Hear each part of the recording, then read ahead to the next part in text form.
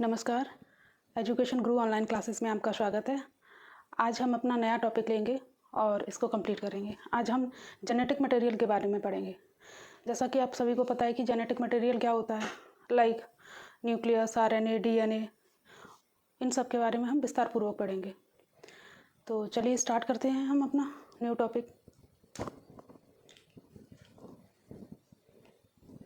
तो इसमें सबसे पहले हम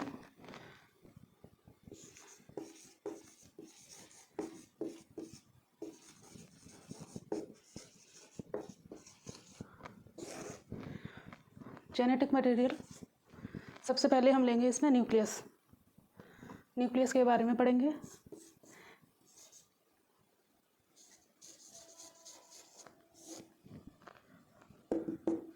कि न्यूक्लियस क्या है। तो न्यूक्लियस सबसे पहले इसकी खोज रॉबर्ट ब्राउन ने की थी। तो सबसे पहले इसके जो खोजकर्ता थे, इसको डिस्कवर किया था मिस्टर रॉबर्ट ब्राउन ने।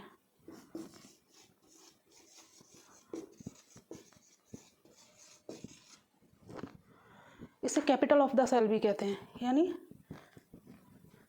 कोशिका की राजधानी न्यूक्लियस को बोलते हैं। कोशिका की राजधानी या nucleus of the capital of the cell.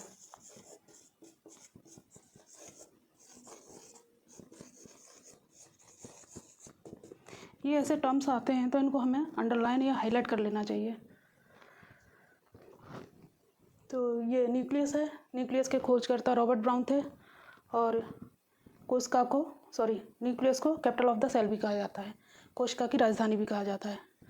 एक फिगर ड्रॉ कर लेते हैं न्यूक्लियस का,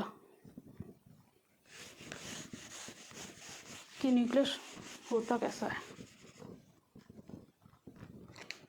और इसमें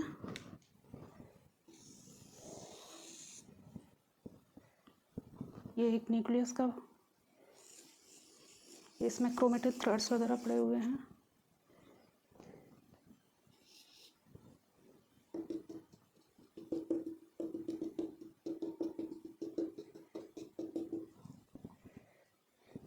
इसमें भरा है, ये न्यूक्लियस में जो मटेरियल रहेगा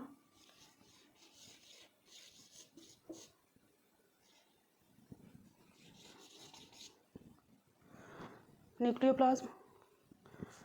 नेक्स्ट, इसमें डीएनए और स्टोन का क्रोमेटिन पाया जाता है, यानी जो ये थ्रेड्स हैं, ये जो पड़े हुए हैं लाइक दिस, एक जाल सा बिछा रहता है, ये क्रोमेटिन है जो कि बना होता है डीएनए और स्टोन प्रोटीन का। DNA plus stone protein.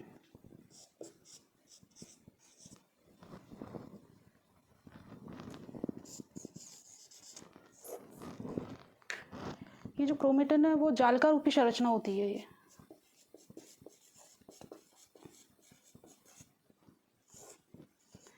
जालिका रूपी संरचना क्रोमेटिन कहलाती है। और ये जो क्रोमेटिन होती है वो डीएनए और स्टोन प्रोटीन की बनी हुई होती है। ये एक नेटवर्क के रूप में अपने न्यूक्लियस में फैला हुआ होता है। ये हो गया न्यूक्लियोप्लाज्म, ये हो गया हमारा न्यूक्लियोलस।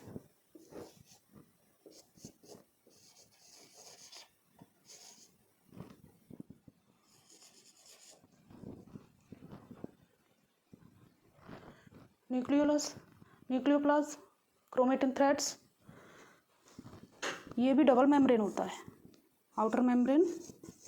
इससे पहले हमने माइटोकॉन्ड्रिया को पढ़ा था।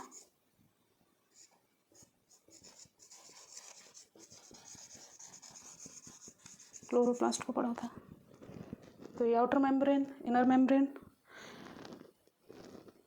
न्यूक्लियोप्लाज्म, क्रोमेटिन थ्रेड्स जो कि जालिका रूपी संरचना है, ये डीएनए और स्टोन प्रोटीन की बनी हुई होती है। जो ये जो मेम्ब्रेन होती है, ये फॉस्फोलिपिड और प्रोटीन की बनी हुई होती है। तो हम इसको कह सकते हैं कि हमारी ये जो मेम्ब्रेन है वो फॉस्फोलिपिड और प्रोटीन की बनी हुई होती है। Phospholipid plus protein.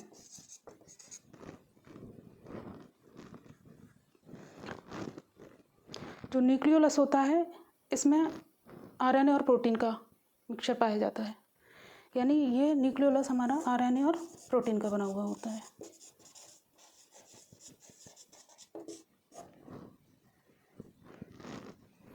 ये एक न्यूक्लियस की संरचना है, यानी केंद्रक की। इसको हिंदी में बोलते हैं केंद्रक। इसकी खोज रॉबर्ट ब्राउन ने की थी। इसमें आउटर मेम्ब्रेन, इनर मेम्ब्रेन, जो कि फॉस्फोलिपिड और प्रोटीन की बनी हुई होती है। इसमें जो एक तरल पदार्थ भरा रहता है उसको न्यूक्लियोप्लाज्म कहते हैं। इसमें जालिका रूपी संरचना पाई जाती है जो कि क्रोमेटिन थ्रेड्स कहलाती है। ये एक नेटवर्क के रूप में होते हैं और ये डीएनए हिस्टोन प्रोटीन के बने हुए होते हैं। नेक्स्ट, ये इसमें एक न्यूक्लियोलस होता है, केंद्र का होती है, वो आरएनए और प्रोटीन की बनी हुई होती है। ये था एक न्यूक्लियस का डायग्राम। तो आप सभी को समझ में आ गया होगा। अब देख लेते हैं इसके कार्य क्या होते हैं।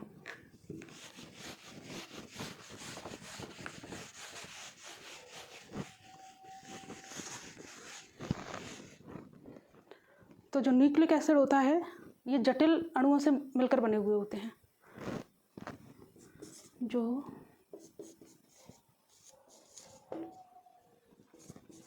न्यूक्लिक एसिड होता है वो जटिल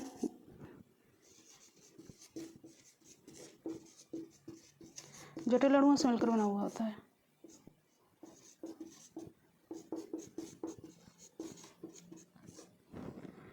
ये जटिल अणुओं से मिलकर बने हुए होते हैं। ये बहुत सारे जटिल जैव अणुओं से मिलने के कारण इनको बायोपॉलीमर्स भी कहा जाता है। इनको बायोपॉलीमर्स भी कहते हैं।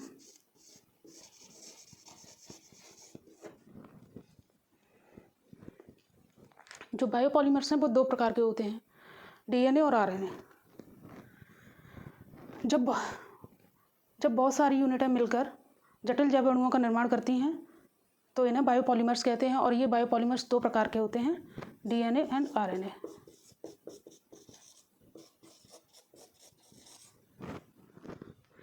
तो अधिकांशतः जीवों में ये दोनों ही प्रेजेंट रहते हैं, लेकिन इसके कुछ अपवाद भी हैं। जैसे अधिकांश हमारे लगभग सभी सेल में ये दोनों प्रेजेंट रहते हैं, लेकिन इसका एक अपवाद ये है कि जो आरबीसी होता है उसमें ये एब्सेंट रहता है।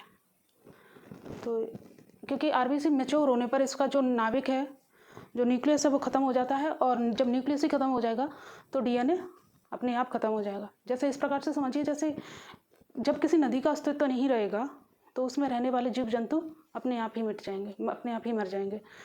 तो जब नदी नहीं रहेगी तो उसमें रहने वाले जीव जंतु भी नहीं रहेंगे। तो इसी तरह से जब आरबीसी मैच्योर होता है तो उसका न्यूक्लियस खत्म हो जाता है। जब न्यूक्लियस खत्म हो गया तो उसका डीएनए भी खत्म हो जाता है। तो इसीलिए कहते हैं कि जो फिंगरप्रिंटिंग होता है तब उसमें डीएनए फिंगरप्रिंटिंग होता है, तो उसमें हम डब्ल्यूबीसी का यूज़ करते हैं। किसी भी साक्ष्य को या फैक्टों को प्रूफ करने के लिए हम डीएनए फिंगरप्रिंटिंग में डब्ल्यूबीसी का यूज़ करते हैं। तो अगर ऑप्शन में ऐसे आ जाए कि डीएनए फिंगरप्रिंटिंग में हम निम्न में से किसका यूज़ करते हैं, तो फर्स्ट ऑप्शन दे देगा आपको WBC, next RBC, number third platelets,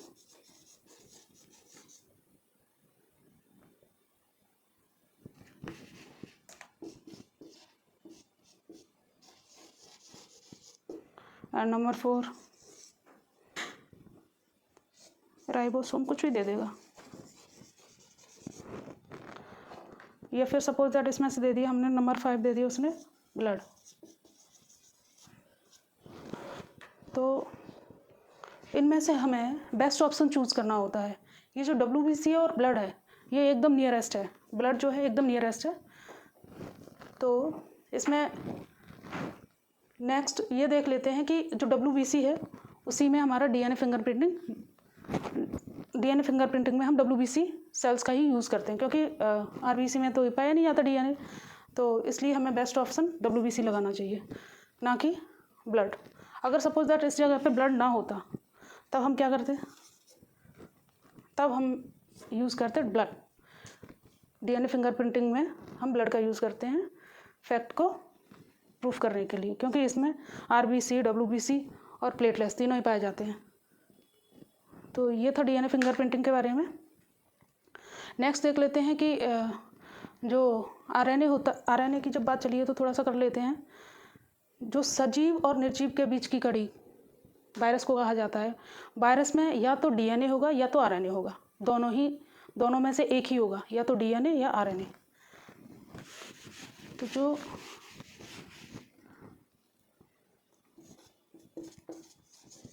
virus में या तो डीएनए होगा या आरएनए होगा, दोनों ही प्रेजेंट नहीं होंगे, मतलब दोनों एक साथ प्रेजेंट नहीं होंगे, या तो डीएनए, अगर डीएनए नहीं है तो आरएनए। जैसे कि रेट्रोवायरस, जो रेट्रोवायरस होता है, जो रेट्रोवायरस होता है उसमें जेनेटिक मटेरियल आरएनए होता है।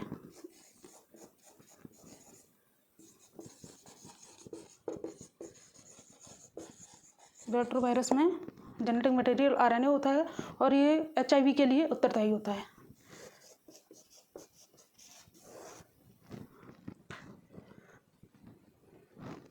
तो नेक्स्ट देख लेते हैं कि न्यूक्लिक एसिड ऐसे बायोपॉलीमर्स हैं जो मुख्य रूप से कभी कभार केंद्रक के बाहर भी पाए जाते हैं। तो जो न्यूक्लिक एसिड हैं वो आरएनए केंद्रक के बाहर भी पाए जाते हैं। जैसे कि नंबर सेकंड देख लेते हैं,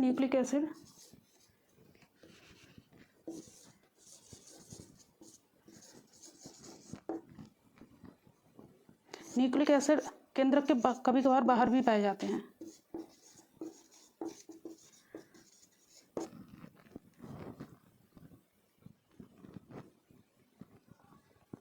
केंद्रक के बाहर भी पाए जाते हैं, जैसे कि क्लोरोप्लास्ट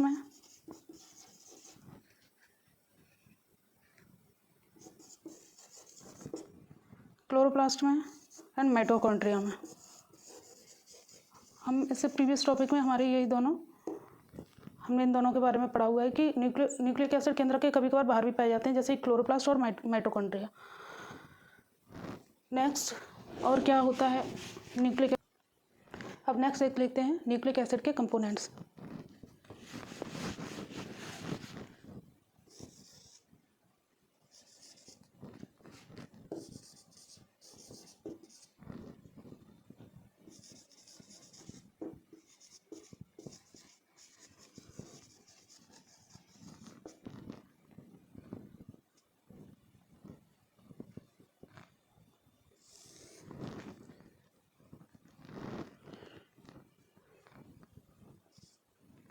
तो न्यूक्लिक एसिड के कंपोनेंट होंगे, नंबर 1 नाइट्रोजीनियस बेस, शुगर यानी नाइट्रोजन धारी क्षारक, नाइट्रोजीनियस बेसिस,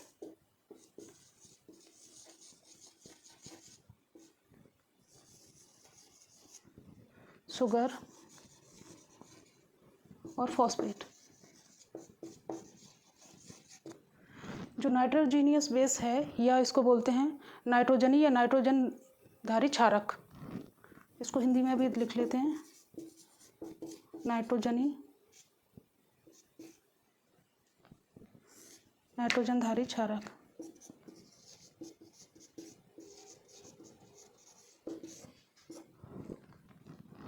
नाइट्रोजन धारी क्षारक भी कहते हैं इनको हिंदी में, और ये 2 प्रकार के होते हैं।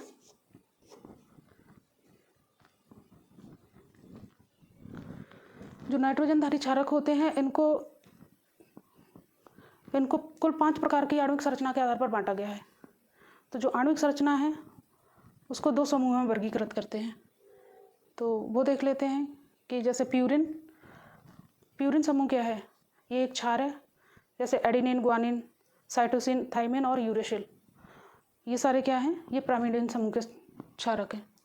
तो इतना डीपली ना जाते हुए हम इसका एक फेयर आइडिया ले लेते हैं, क्योंकि इतना डीपली आपसे पूछा नहीं जाएगा, तो उसमें ज़्यादा घुसने की भी ज़रूरत नहीं है। बस ये पूछ लिया जाता है कि जो डीएनए है और आरएनए है, तो इसमें जो क्षारक है उसमें क्या डिफ्रेंशिएट होता है, उसमें क्या डिफरेंस होता है। तो जैसे आरएनए और डीएनए में दोनों ही एडेनिन ग्वानिन ये प्यूरिन समूह सेम पाया जाता है, और इसमें थाइमिन और साइटोसिन,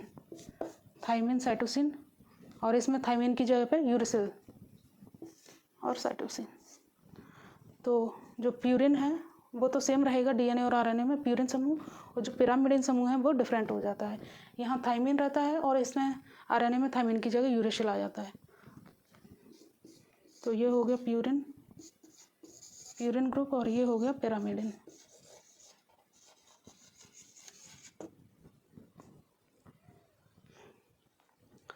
नेक्स्ट देख लेते हैं शुगर का कुछ।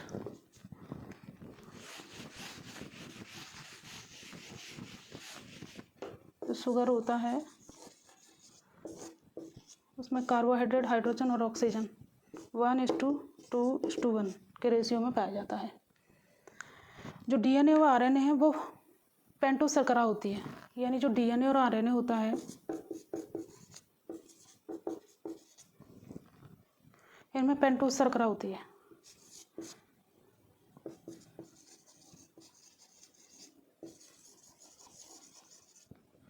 पेंटोस शुगर होती है। जैसे कि एक स्ट्रक्चर, मॉलिक्यूलर स्ट्रक्चर देख लेते हैं इसका कि होता क्या है। कि जैसे कार्बन के 5 अणु मिलके 3 4 1 2 3 4 एंड ये 5, और इसमें 5 ऑक्सीजन मिलेंगी 1 2 3 4 एंड 5 सिंगल बॉन्ड। तो ये हो गया आरएनए।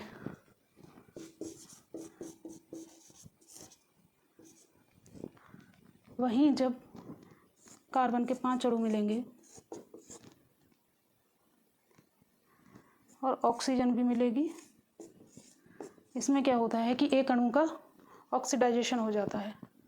जब ऑक्सीडाइजेशन हो गया तो इसको बोलेंगे डीऑक्सीराइबोज शुगर, डीऑक्सीराइबोज यानी डीएनए।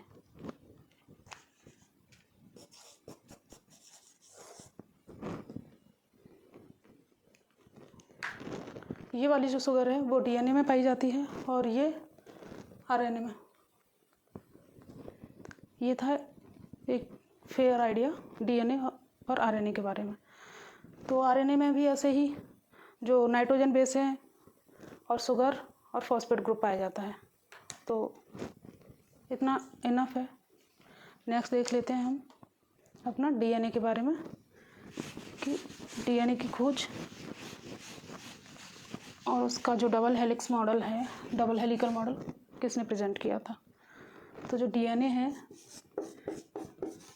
डीऑक्सीराइबो न्यूक्लिक एसिड, इसको फ्रेडरिक मिशर ने खोजा था। तो इसकी जो खोज करता है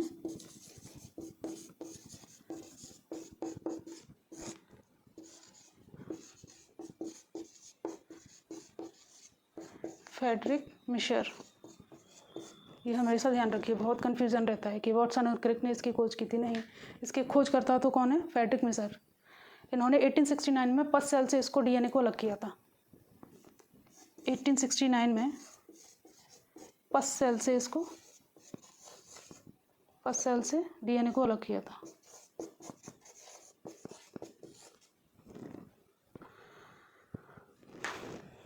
डीएनए के खोजकर्ता फ्रेडरिक मिशर, 1869 में इन्होंने पस सेल से इसको अलग किया था और इसका जो मॉलिक्यूलर स्ट्रक्चर है वो दिया था वाटसन और क्रिक ने।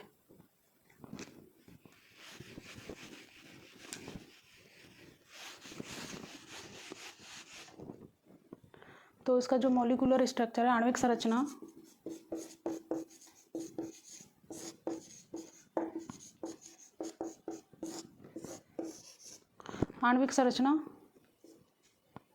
वाटसन और क्रिक के द्वारा दी गई थी। Watson and Crick.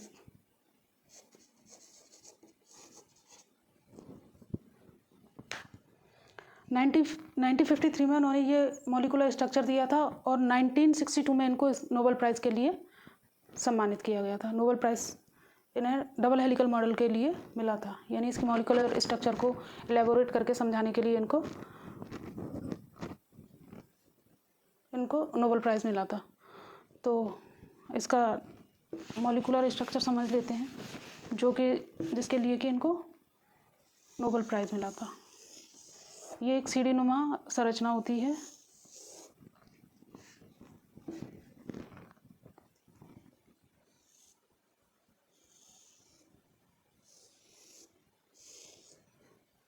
जिसे कि डबल हेलिकल स्ट्रक्चर भी कहा जाता है।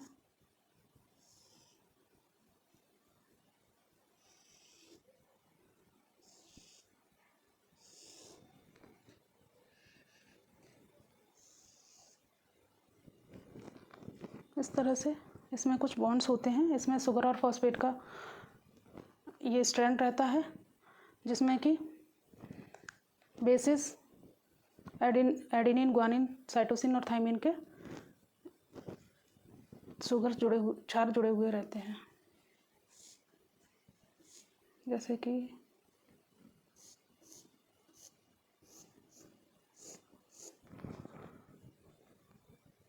ये जो शुगर फॉस्फेट है, इसे बैकबोन भी कहा जाता है।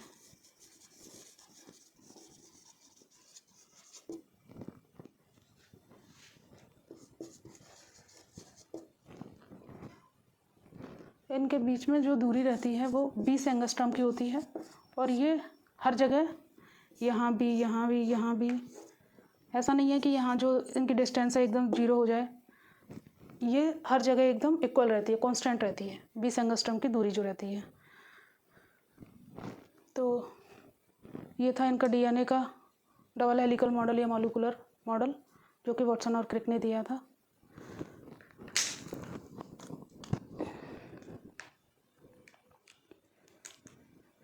जो डबल हेलिकल मॉडल है, इसे दोहरी कुंडलिनी या दोहरी कुंडलिनी से निर्मित मॉडल भी कहा जाता है।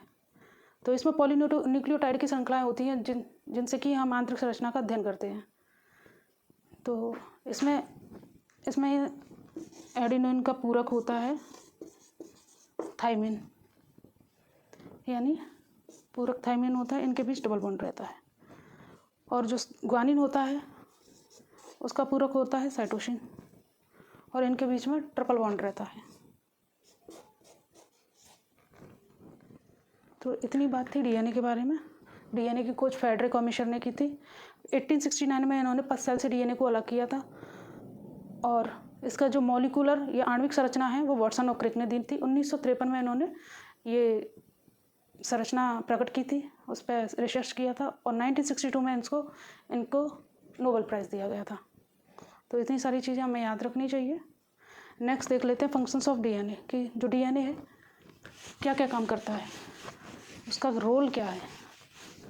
तो जो डीएनए है उसका हमारी लाइफ में बहुत बड़ा रोल है।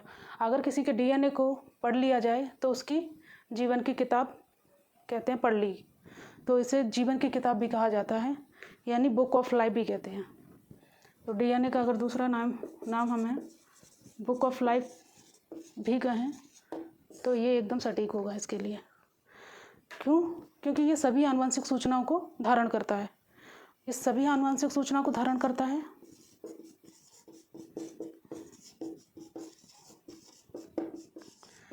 सभी आनुवंशिक सूचनाओं को धारण करता है।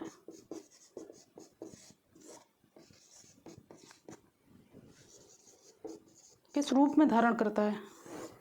ये सभी आनुवंशिक सूचनाओं को धारण करता है कोडेड फॉर्म में, यानी ये सभी आनुवंशिक सूचनाओं को कोडेड फॉर्म में धारण करता है, जिससे कि जीव की शारीरिक संरचना और जैविक क्रियाओं के विषय में हम पता लगा सकते हैं कि उसकी हाइट कितनी होगी, कलर कैसा होगा, इन सब चीज़ों के स्किन कलर कैसा होगा, बालों का कलर कैसा होगा, आँख का कलर कैसा होगा। ये सारी चीज़ें हमें कहाँ से पता चलती हैं? आनुवंशिक सूचनाओं से। तो ये कोडेड फॉर्म में रहती हैं, और इन्हें ही मेन डीएनए का यही काम है। तो जो डीएनए है उसको बुक ऑफ लाइफ कहते हैं, ये आनुवंशिक सूचना को धारण करता है। तो जो डीएनए होता है ये जेनेटिक इन्फॉर्मेशन को डीएनए के अलग अलग भागों में, जो जेनेटिक इन्फॉर्मेशन होती हैं वो डीएनए के अलग अलग भागों में होती हैं। जैसे कि एक फिगर ड्रॉ कर लेते हैं डीएनए का। जैसे कि इस पार्ट में मान लो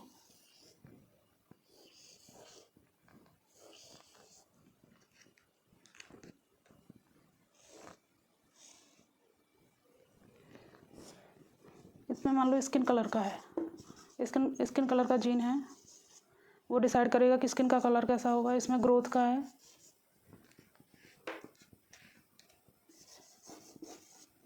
इसमें हाइट का है,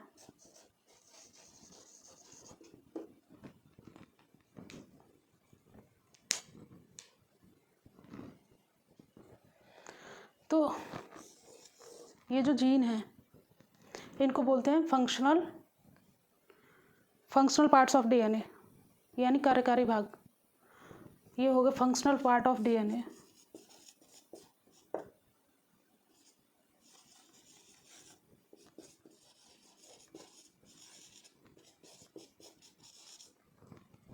फंक्शनल पार्ट ऑफ डीएनए यानी कार्यकारी भाग, या इसे कोडिंग पार्ट्स ऑफ डीएनए भी कहते हैं, क्योंकि कोडेड फॉर्म में रहता, और इसे कोडिंग पार्ट्स ऑफ डीएनए।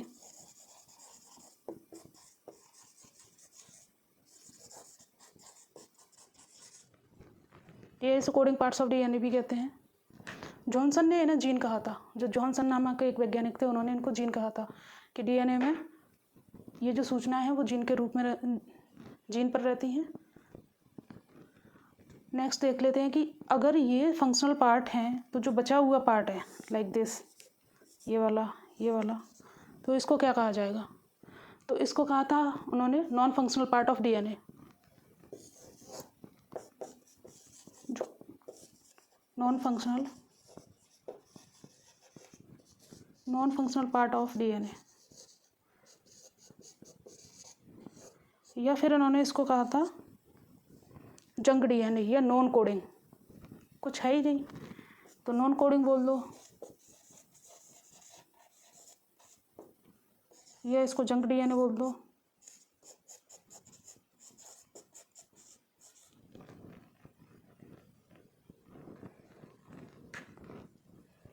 एक डीएनए, ये डीएनए के बारे में इंफॉर्मेशन है, जहाँ ये जो इन्फॉर्मेशन है वो जीन के रूप में रहती है। इनमें information skin colour, blood group, इसके बारे में रहती है। उसे फंक्शनल पार्ट ऑफ डीएनए या कोडिंग पार्ट ऑफ डीएनए कहते हैं। और जहाँ पर ये ऐसी सारी सूचना नहीं होती उसे non functional part of DNA या non coding part of DNA या जंक डीएनए भी कहते हैं। तो ये थी डीएनए के बारे में थोड़ी सी इन्फॉर्मेशन। अब देख लेते हैं जीन क्या है।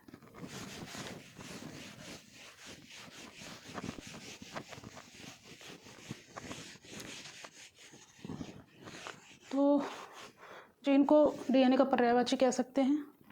तो जीन की खोज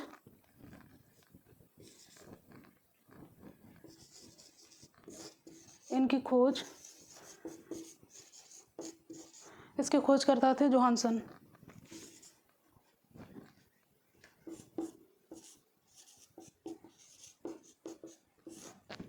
जीन की खोज जोहानसन ने की थी। ये डीएनए का कार्यकारी भाग होता है। जो जीन होता है ये फंक्शनल पार्ट होता है ऑफ डीएनए।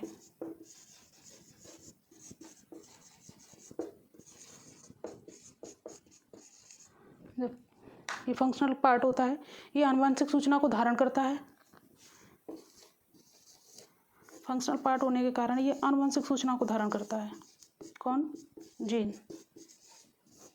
आनुवंशिक सूचनाएं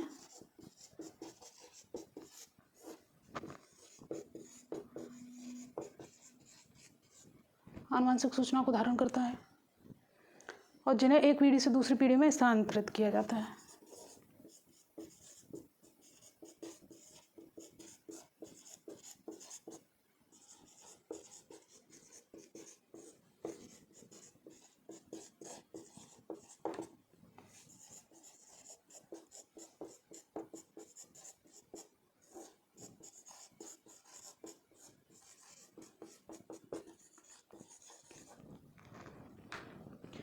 तो जो जीन है उसकी खोजकर्ता जोहानसन थे। ये फंक्शनल पार्ट ऑफ डीएनए है, यानी डीएनए का कार्यकारी भाग है। ये आनुवंशिक सूचना को धारण करता है। ये एक पीढ़ी से दूसरी पीढ़ी में आनुवंशिक सूचना को स्थानांतरित करता है। संरचना के स्तर पर कुछ जीन कुछ निश्चित न्यूक्लियोटाइड का समूह है। अगर हम इसको संरचना के बेसिस पर देखें तो जो जीन है वो कुछ निश्चित न्यूक्लियोटाइड का समूह है, ऐसा भी इसके बारे में कहा गया है। तो जो जीन है डीएनए के वे भाग हैं जो शारीरिक संरचना का निर्धारण करते हैं। जैसे जैविक प्रक्रियाओं में ये जैविक प्रक्रियाओं के संचालन करने हेतु उत्तरदायी प्रोटीन को कोड के रूप में धारण करते हैं। कौन? जीन। जैसे हाइट, स्किन कलर, इन सब के बारे में कौन बताता है? जीन ही बताता है। अगर किसी के पेरेंट्स में मेलेनिन की मात्रा अगर अधिक है तो उसके बच्चों में भी वो ज़्यादा होगा। तो ऐसा कौन करता है? जीन की वजह से ही ये सब होता है। तो अभी नेक्स्ट देख लेते हैं कि हमारा जीनोम क्या है। जीनोम भी बहुत ज़्यादा चर्चा में रहता है। तो जब जीन की बात की है तो जीनोम की तो करनी ही पड़ेगी।